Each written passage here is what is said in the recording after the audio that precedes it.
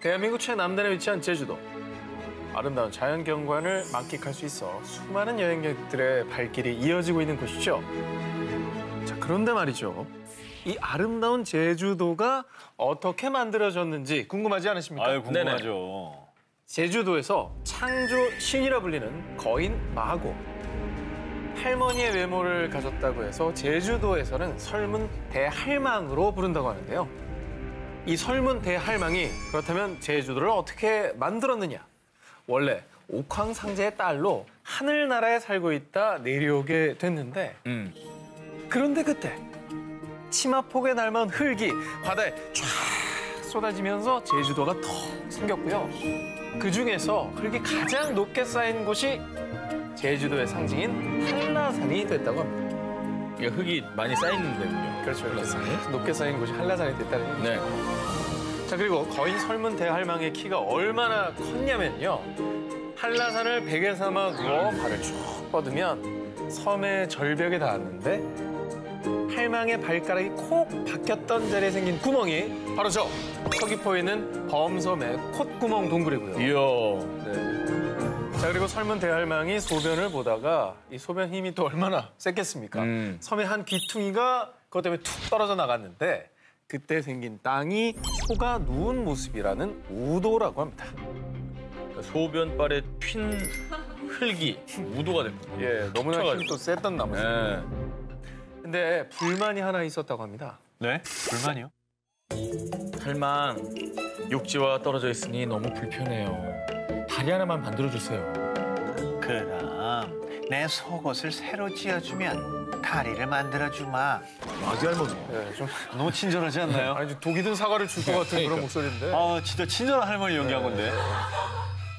그래서 제주도 사람들은 섬에 있는 천이란 천을 모두 모았는데 결국 실패했습니다. 그래서 할망은 또 칼같이 다리 건설을 중단했습니다. 자, 그러자 할망은 키가 아무리 커도 저 연못 깊이보단 작죠? 뭐? 내 키보다 더 깊은 연못은 이 섬 안에는 없어. 헤이, 그럼 한번 들어가 보세요. 자존심이 상한 설문 대할망은 사람들이 시키는 대로 물장오리 연못까지 들어가게 됐는데 몇 발 들어가니 물이 할망의 가슴까지 차는 겁니다. 어머. 그래도 자존심 때문에 더 깊게 들어갔고 그렇게 할망은 연못 속으로 사라져버렸다고 합니다. 못됐네, 사람들이. 마지막이 되게 가슴 아픈 이야기네. 좀 슬픈 결말이에요. 그래, 할머니 뭐를 잘못했다고. 자, 그래서요. 지금 제주시 조천읍에선 5월만 되면 설문 대할망을 기리는 제의식, 공연 등 설문 대할망 페스티벌을 개최하고 있다고 합니다. 이번엔 중국으로 가보겠습니다. 중국 오나라의 역사가 서정이 쓴 삼호역기와 오은역년기의 중국 창조 신화가 기록되어 있는데요. 중국 역사에 최초로 등장하는 창조신, 반고. 옛날 천지는 검고 흐린 알 형태와 같았다고 합니다.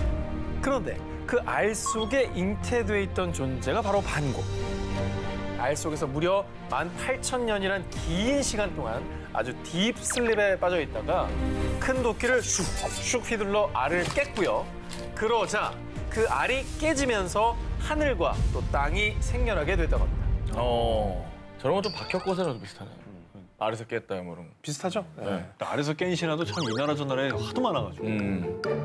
하지만 하늘과 땅이 다시 붙어서 어둠에 갇힐까 걱정된 반고는 머리로 하늘을 받치고 다리로 땅을 누르며 세상이 하나가 되는 것을 온몸으로 막았답니다. 그러다 이제는 하늘과 땅이 안 붙겠지. 내가 쉬어야겠다. 자, 하지만 안타깝게도 과로를 해도 너무한 반고. 전현무 씨랑 비슷하네요. 결국 운명을 달리하게 됐다고. 전현무 씨랑 비슷하다고. 뭐 하는 거예요? 아니, 요 뭐 하는 거야? 지금 무리를 과로를 한 거야. 네. 결국 이제 저 세상을 떠나버린 거죠. 반고 얘기입니다, 이건. 네, 반고. 하지만 반고는 완전히 소멸되지 않았습니다.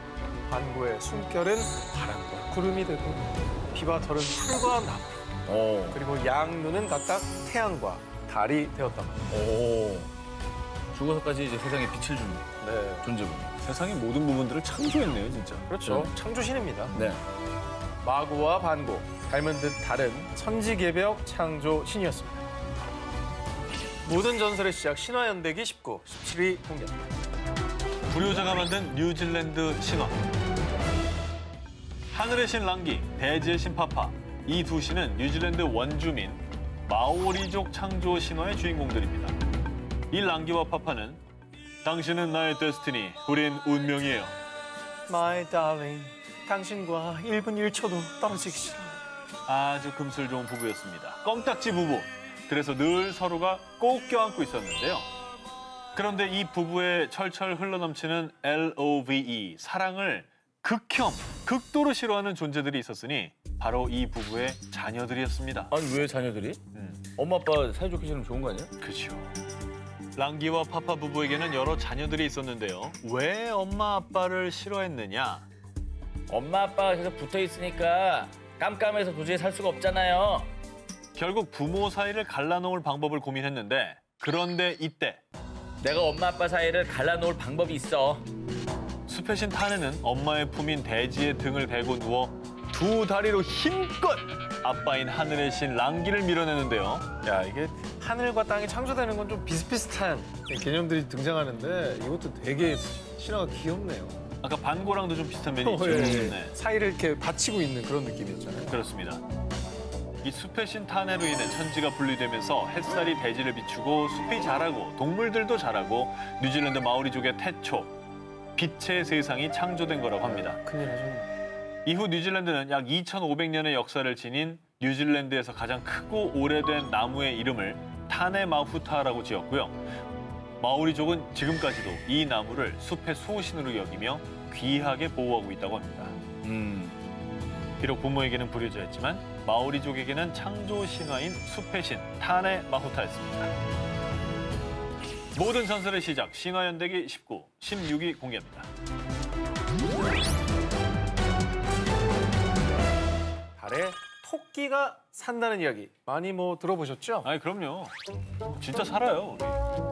아 그래요? 엄청 큰 애 하나 살고 있어요. 절구 찍고 있고. 자, 그런데 말이죠. 달토끼 전설은 우리나라뿐만 아니라 중국, 일본, 인도에도 존재하고 있습니다. 인도? 석가가 부처가 되기 이전의 이야기를 담은 설화지 본생경에 따르면요. 어느 날 산속에 쓰러진 노인을 발견한 원숭이 여우 토끼. 이 노인을 살리기 위해서 먼저 원숭이는 나무 열매를 모으기 시작했고요. 여우는 강에서 물고기를 잡아 노인에게 공양했다고 합니다. 그런데 노인을 위해 아무것도 할 수 없었던 토끼. 결국 저는 해드릴 수 있는 게 아무것도 없는 존재니 구워진 저를 먹고 기운을 차리세요. 바로 그때 쓰러져 있던 노인이 벌떡 일어나더니 휘릭 자신의 진짜 정체를 드러내는데요. 사실 그는 불교의 수호신이자 하늘의 왕 제석천이었던 거죠. 제석천은 토끼의 희생을 후세까지 널리 전하기 위해 토끼를 달로 올려보냈다고 전해지는데요. 굉장히 좀 재밌는 상상력 아닙니까? 그렇죠. 자, 그리고 중국의 달 토끼는 도교의 영향을 받았다고 하는데요. 저 토끼가 찍고 있다는 저 절구. 절구. 자, 절구 저거 무슨 용도로 알고 계시죠? 떡 아니야 떡? 떡. 떡 맺히는 거. 그럼. 근데 여기 아주 놀라운 반전이 있습니다. 절구예요. 불사의 약에 인간들이 손대면 안 되지. 자, 신선이 털빛이 새하얀 옥토끼 한 쌍을 달로 보내 신선들의 불사 약인 선단을 만들게 했다고 합니다. 그러니까 저 절구는 약을 빻는 절구인 셈입니다. 약절구. 그렇죠. 달 관련된 전설도 참 많은 것 같아요. 이제 눈에 띄니까. 모든 전설의 시작 신화연대기 19, 15위를 공개합니다. 오세아니아의 동쪽 해역, 남태평양의 파라다이스라고 불리는 폴리네시아는요. 그리스어로 많은 섬이라는 뜻 그대로 뉴질랜드, 타히티 등 1000개 이상의 섬들로 이루어져 있습니다. 그런데 이곳이 특히 바다낚시의 성지이자 낚시꾼들의 파라다이스로도 유명한데요. 여기에 또 숨은 신화가 있습니다. 뉴질랜드부터 하와이까지 폴리네시아 전 지역 신화에 등장하는 낚시 왕이 있습니다. 이덕화 선생님 아닙니까? 이덕화, 이경규 다 아니고요. 부탁해. 신과 인간 어머니 사이에서 태어난 반신반인 마우이. 어느 날 마오이만 쏙 빼둔 채 바다 낚시를 떠나기로 한 네 형들. 하지만 마오이는 몰래 낚시에 따라 나섭니다. 카누가 망망대해에 다다랐을 때 서프라이즈 하고 형들 앞에 나타났죠. 결국 두 손 두 발 다 든 형들과 함께 역사적인 낚시를 시작했는데요. 그런데 얼마 지나지 않아 와우, 입질 장난 아닌데 월척각. 마오이의 낚싯줄이 팽팽해졌습니다. 7자, 8자가 뭡니까? 어마어마한 물고기가 딱 걸린 거죠. 그 뒤 마오이는 잡은 물고기를 위한 의식을 치르기 위해 무당을 찾아 나섰는데요. 자, 이때 형들이 가만히 있었으면은 신화가 안 됐겠죠. 아, 갈등이 있나요? 그럼요. 형들이 먼저 선수를 쳐서 대형 물고기를 손질했는데 이때 물고기가 고통에 겨워 파닥파닥 몸부림을 치자 바다 한가운데 산과 골짜기들이 생겨났다고 합니다. 아, 생선들이 파닥거려가지고. 네. 그런데 마오이 때문에 생긴 섬들에 사람들이 살기 시작했는데요. 문제가 하나 있었으니 태양이 너무 제멋대로 빨리 휙휙 도는 겁니다. 그래서 농부는 농작물을 거둘 시간이 없고 또 어부는 잡은 물고기를 저장할 시간조차 없었습니다. 그래서 또 우리의 착한 마오이, 누나의 머리카락으로 만든 그물과 요술 도끼를 들고 태양을 그물로 획 낚아챈 뒤에 요술 도끼 맛볼래. 천천히 돌래. 예. 잘못했습니다. 이제부터 천천히 돌겠습니다. 까불고 있어. 이렇게 단단히 약속을 하고서야 해가 천천히 지게 된 거라고 합니다. 겁주니까 바로 천천히 도네요. 야, 근데 태양을 잡은 거는 역대급이다. 저런 설화는 없잖아요.